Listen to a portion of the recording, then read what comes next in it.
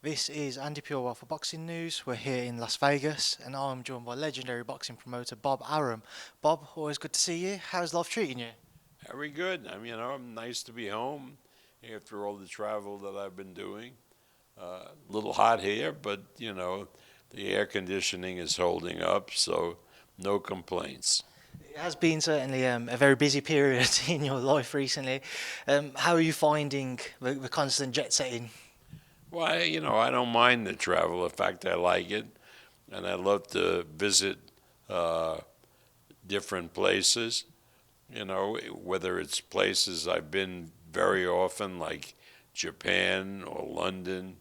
Uh, to go back there, I have a lot of friends in both places, so it's really nice. And then to go to new places like Perth in Australia and Riyadh in Saudi Arabia, it's a great experience. What's it like trying to kind of mix with all the different cultures, as you mentioned, Japan, UK, Saudi Arabia, all very different places, Bob? Yeah, all the cultures are different. There's no doubt about it. However, we're there for boxing, and the culture for boxing is virtually identical in any place that we've been. So, it's not as if we're going from one place to another, which is culturally different, which it is, but as far as the sport of boxing, the ring is square and everything is very, very similar. Bob, obviously, we've mentioned at the beginning kind of a busy period, and that busy period continues next weekend. Talked about the fight between Espinoza and Chirino. What are you expecting next Friday night? It should be a great fight. You know, the one thing we have to be aware of and do as promoters, particularly when we have a lot of dates, is to do fights that are interesting to the public and are also competitive. Uh, the public gets fed up, and rightly so, with fights that are 7, 8, 10 to 1. Uh, those are really appearance fights, and they don't titillate the fans like, for example, the Fury Usyk fight did, because that was virtually an even money fight.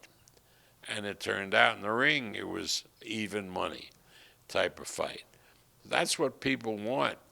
They want competition, uh, and they don't want necessarily uh, a fighter who comes in the overwhelming favorite. The featherweight division is certainly stacked with some terrific potential fights. You know, you got next weekend. You guys promote Luis Alberto Lopez. We recently saw Nick Ball defeat Ray Ford for a world title. What's the plan moving forwards with the winner of next weekend? Well, again, I think we have uh, the Mexican kid that upset um, uh, Robesi Ramirez, and we have Robesi Ramirez fighting again at the end of the month, and I think it would be appropriate to have Espinoza and Robesi Ramirez do a rematch, because the first fight was terrific, and then have either one of them or Lopez, Bernardo Lopez, match against Frank's featherweight, the English kid Ball. I think that would be a very, very good fight. And, Frank and I at that point would decide where the best place to hold that fight would be, whether it would be in Riyadh or in London or in Las Vegas. Uh, Frank and George are very sensible guys. and we'll figure it out. Moving forwards 1 week, Teofimo Lopez and Steve Claggett. What are you expecting from this fight? And a few people have suggested that maybe when Teofimo fights somebody who isn't a more recognised name, he might underperform or underwhelm. Are there any concerns on your behalf that he might not deliver what everybody knows he can? Well, Claggett is a tough guy, and Teofimo needs the work, and it should be a very interesting fight. And then we have a lot of potential fights for Teofimo going forward. Could be Devin Haney, could be Ryan Garcia. A lot of action at 140. So we expect, if Teofimo comes through in Miami June 29th, that he'll have a really big fight before the end of the year. He's certainly somebody who everybody looks forwards to seeing involved in those big fights, Bob. And you mentioned Devin, Ryan. Of course, there's still a lot going on with regards to Ryan and the testing and what have you since his fight with Devin Haney. But on the scale of it, how big could a fight be between Teofimo and Ryan, dependent, of course, on how everything unfolds with Ryan's ongoing case? Well, obviously, if the suspension, which I think Ryan is going to get, is like 6 months. That starts from the date of the fight, and that would mean that Ryan would be available in the winter this year, and Teofimo would certainly wait for that, because that would be a fight between these two guys who are great, both of whom are great talkers and terrific fighters, that would do a lot of business. So we'll have to see. If the suspension is longer and goes into next year, then we'll look for another dance partner for Teofimo, and then he can match up with Ryan next year. One other name in the 140 division I want to throw out there is Subriel Matias. He fights Liam Paro tomorrow night as well. If, say, Matias was to come through, for a lot of people, they look at him as kind of the boogeyman of the division, one of the toughest fights to have because of his style and his aggressive nature. Is that a fight which could be explored, a potential unification bout between Teofimo Lopez and Subriel Matias? Well, that's a very, very good fight, a very tough fight. Matias is very tough, but it not a fight that economically would draw a lot of interest, because nobody knows Matias as yet, other than somebody like you, inside people, that know he's a very good fighter. So I don't think practically that fight will happen until Matias builds up his resume. That doesn't mean that he's not a worthy opponent, that he's I've never seen him fight, but I understand that he's very, very talented. But again, people have to see more of him before he can go on the big stage in a big fight. You move forwards once again, Bob, and you move on to Shakur and Arta. Again, Shakur stepping between the ropes. It seemed to be quite a sense of frustration from Shakur from his last fight, his last performance. Confident that we'll see a bit more of a dominant display this time around? Yeah, I think so. I mean, Shakur called up the day after the fight, last fight, which was dreadful, apologized to me for that poor performance. He was apparently hurt in training and therefore couldn't give 100%. He promises that in his next fight, that's coming up on July 6th in Newark, that he'll give a spectacular performance. And frankly, he needs that, because, again, it's one thing to eke out or even shut out an opponent, but if there are very few punches thrown, no less landed. It's not a crowd-pleasing fight. So I think he understands it. I'm looking for a good performance from him on July the 6th. Is there also a pressure on him to deliver that performance? Because, again, he's similar to Teofimo. He's made no secret of wanting those big fights. There's a man who I'm sure he's made no secret of, again, wanting to fight, who fights this weekend in Gervonta Davis. Do you think Shakur needs to produce something which really kind of catches everybody's eyes and makes them realise how good of a fight that could be if they cross paths? I think that's absolutely true. I mean, you get somebody in Shakur who's extraordinarily talented, very hard to beat, if it's at all possible, and no fighter is going to go in the ring with him and risk a loss if economically he's not going to be rewarded. I mean, it's one thing to talk about a Shakur Davis fight, but if that fight is not going to deliver numbers, then as far as Davis is concerned, why would he want it? I mean, particularly since Davis, I assume he's going to win on tomorrow, because Davis has fights that are much more, at this point, much more lucrative. For example, against Lomachenko. That's a much bigger fight. Now, I'm not talking about who's a better fighter and all of that sort of stuff. I mean, that's to be decided in the ring because they're all competent fighters.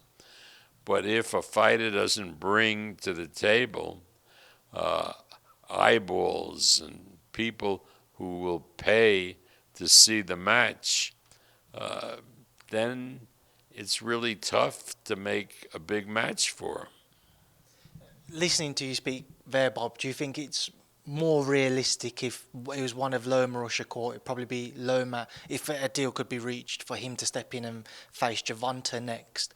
And also, speaking with Gervonta's trainer yesterday, he said on Lomachenko, he's obviously got the better resume of the two so far, but also he brings a nation behind him. Obviously, the Ukrainian people are very much looking towards their fighters for some form of inspiration in what's very tough times for them back home at the minute. Yeah, I think that's true. I think at this point in time, Davis and Lomachenko is a bigger fight than Davis and Shakur at this time, particularly after Shakur's last performance, which, I mean, he won very easily, but it was certainly not entertaining. But Shakur will get his opportunity. He's a terrific fighter. I don't know who can beat him, but again, all of these guys are really good, and so there'll be interesting fights down the line.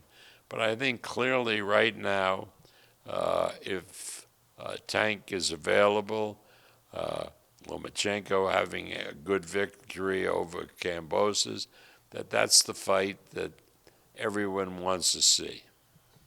I know obviously Tank has to deal with the Frank Martin fight tomorrow night and come through that, which is no guarantee. But if he was to, how soon would you like to maybe have a few discussions with those over at PBC, with Tank's team, and try and get the ball rolling on that fight?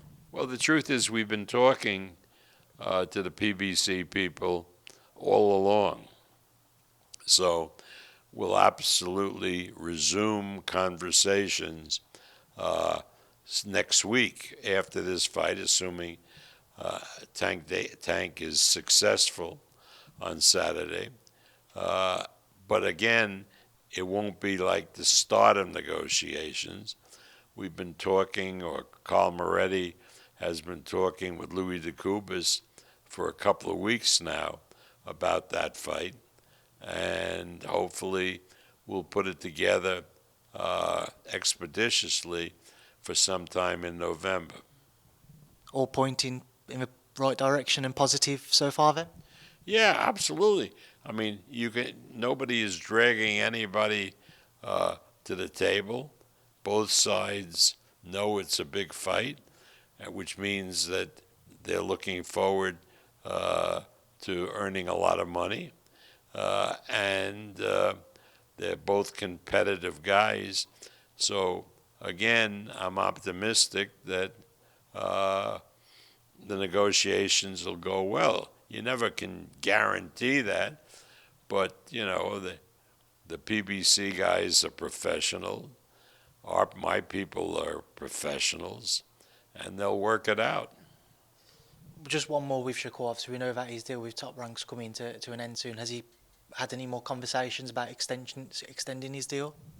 Yeah, I talked to the management about extending the deal, but again, it has to be done on realistic terms, and I think we would like to extend his contract because I think he's a very superior fighter, but I don't think it's a bad thing based on what he's been talking about, that he becomes a free agent and tests the market, and he knows that he can always come back to us because we like him and we're willing to make a long-term deal with him. He knows that.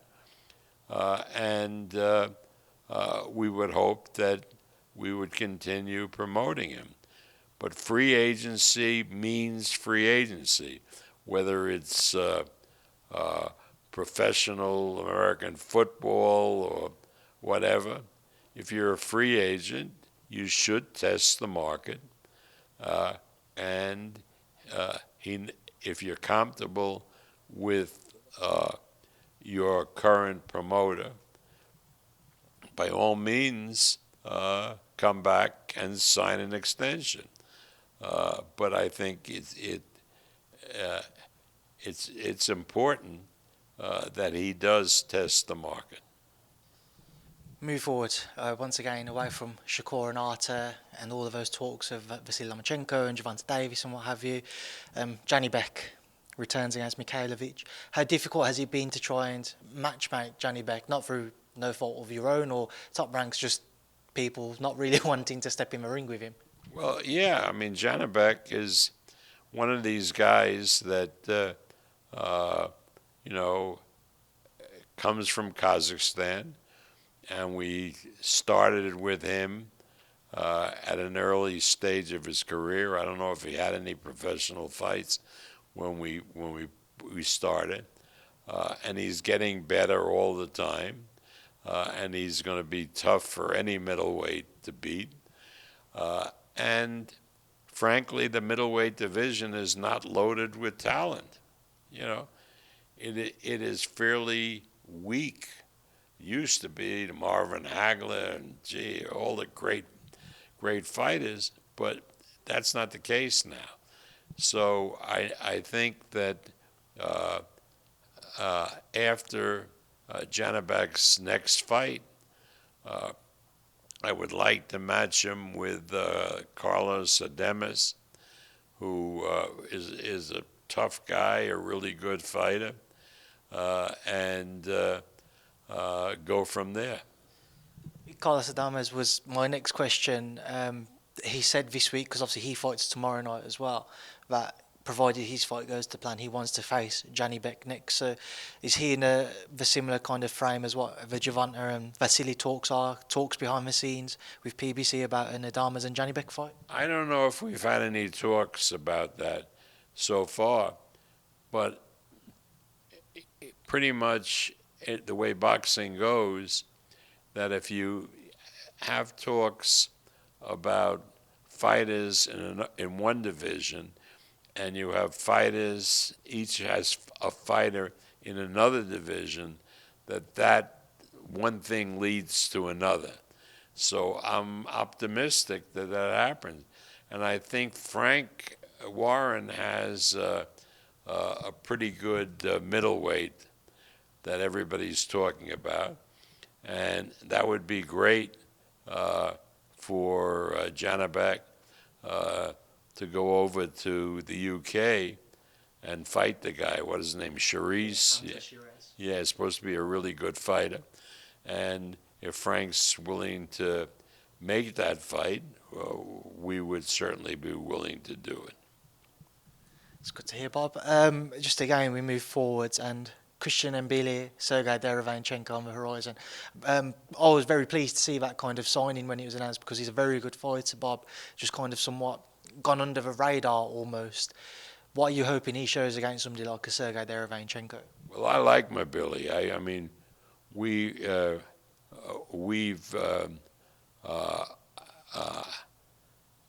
Camille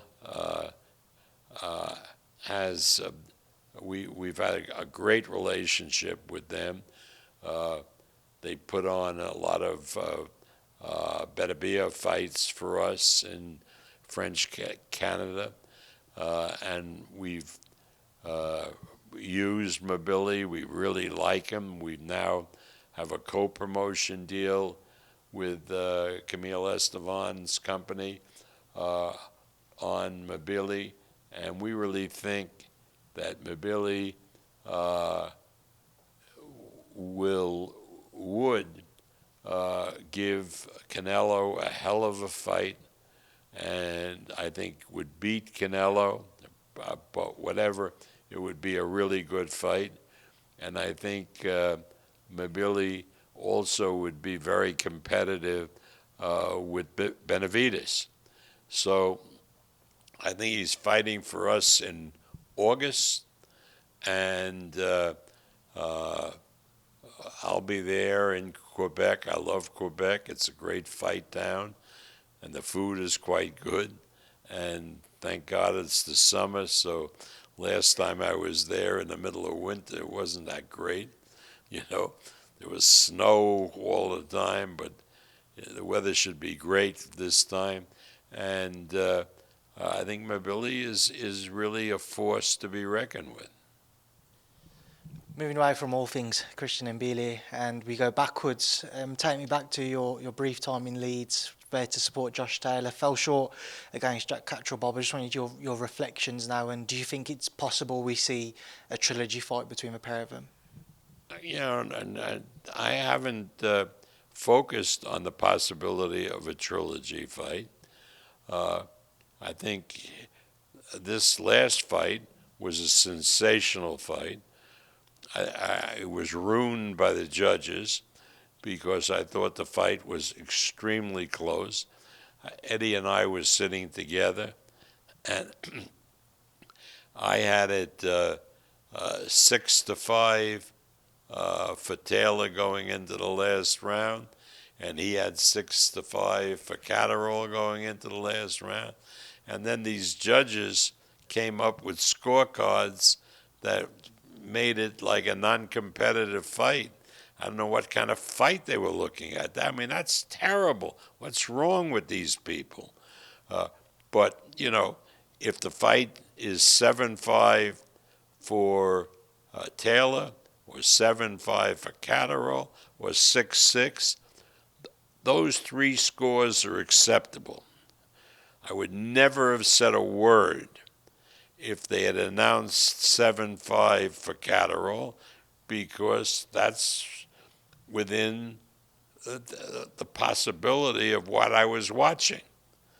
But, I mean, I don't know what's wrong with these judges appointed by the Commission or the British Board in the UK, but I would never, ever have one of my fighters go over and fight in the UK unless we got all neutral officials. Moving away from all things Taylor, Catterall, Bob, we go back to Tyson Fury, Alexander Usyk. A bit more time since that fight now. The dust has settled. What was an unbelievable night in Riyadh. What are your reflections, firstly, on Alexander's victory? Well, I was sitting next to Frank when we were watching the fight carefully. And I think it was fair that Usyk won the first round. And then I gave, and Frank gave, we gave, Frank and I were watching the fight. First round, Usyk. The next 6 rounds, I thought were clear. Frank and I both agreed, went to Fury. Then comes the rally by Usyk. So now the 8th, 9th, 10th round, which includes a knockdown, goes to Usyk. So Frank and I said, Fury has to win one of the last 2 rounds to win the fight. And the 11th round, Usyk won, in our opinion. And the 12th round was clear that Fury won. So I thought Fury had won 7-5, minus a point, had won by 1 point, which one of the judges had that way. 2 of the judges had Usyk winning one of those early rounds, which I thought Fury won, and that was the difference. But it certainly was okay. The scoring was okay because it was a very close fight, no matter how you watched it. And I think it's very good for boxing that there's a rematch. So all credit to Usyk. He's a brave warrior. And the way he came back after, getting practically shut out in the early rounds shows what kind of a warrior he is. We know Alexander's written to the IBF to try and have an exemption so he can keep a hold of his belt. There's a lot of talk of potentially Anthony Joshua, Daniel Dubois fighting for a vacant version at Wembley. Do you think that Fury Usyk will be two VCs will be an undisputed bout once again, or that IBF title might not be there? Look, as far as I'm concerned, these organizations are really screwing up the sport with these mandatories, particularly when you have a situation where finally there's an undisputed heavyweight champion. And other divisions. I mean, they throw these mandatories in, they make no sense. And if the IBF pushes another fight for its title, Fury Usyk will be as important and as watched without the title, and the fighters will save one sanction fee. These organizations cannot really impede on what common sense is, and they have to understand that when you have an undisputed fighter, you have to allow him to fight big fights, and you have to not pull mandatories which really have no place with fighters who have multiple belts, no less all 4 of them. Bob, sticking with Fury Usyk 2, we saw Tyson recently release a training video back in the gym saying that he's feeling good, he's enthusiastic heading into this rematch. It's the first time he's going into a fight with a defeat on his record as well. I don't know if you've spoken to him much, but do you feel like this is going to kind of reignite a new fire within him? And, we saw some showboating early on in the fight. Do you think all of that goes out of the window because now for him, it will just be a matter of win at all costs and show why for him he sees himself as the best in the world? Yeah, knowing Tyson Fury, I would say that, he was stunned by the loss, and he is going to go into the rematch with a completely different mindset. Yeah, Bob, you're a busy man there. Everybody's trying to get hold of you. Just one final thing with Tyson. What did you make of kind of the corner work? Obviously, in the corner we saw Sugar Hill, his father, and Andy Lee, and a lot of people were kind of questioning, why there wasn't just kind of one clear and concise voice. What did you make of it? I think, Tyson is so intelligent that he could pick out the voices that meant something. And the fathers, who I like very much because he's a real character, the father yelling the way he did, I don't think Tyson was paying attention to. You know, people make excuses. I mean, look, I promoted so many Ali fights, and there was Angelo Dundee giving Ali great advice, and sometimes he was drowned out by the shouting of Bundini Brown. So I'm used to that. But Ali was smart enough to pay attention to the guy who really knew, which was Angelo, just the way Tyson would pay attention to the guy who really knew, which was Sugar Hill. Bob, away from Tyson, we mentioned earlier on a Wembley card in September. There were talks previously that Naoya Inoue may end up on that card. We know that's not the case, but we've seen Inoue and Akhmadaliev ordered. Do you think we see Naoya Inoue and Murodjon Akhmadaliev happen next? No chance. No, who is this guy? Nobody ever heard of him. We're not going to fight a no-name guy, in Wembley. Inoue means so much to Japan that, again, it's the same Inoue with 3 titles as with 4.